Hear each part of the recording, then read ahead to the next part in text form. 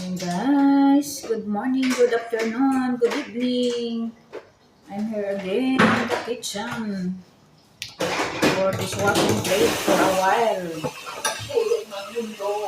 So that I will just create some of my short video so that you can see and every time I'm active. Yan, just only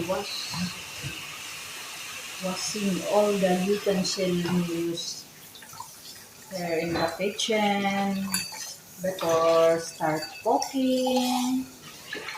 Alright guys, shout out to all viewers. Thank you to your supporting me, my website. Thank you so much and God bless.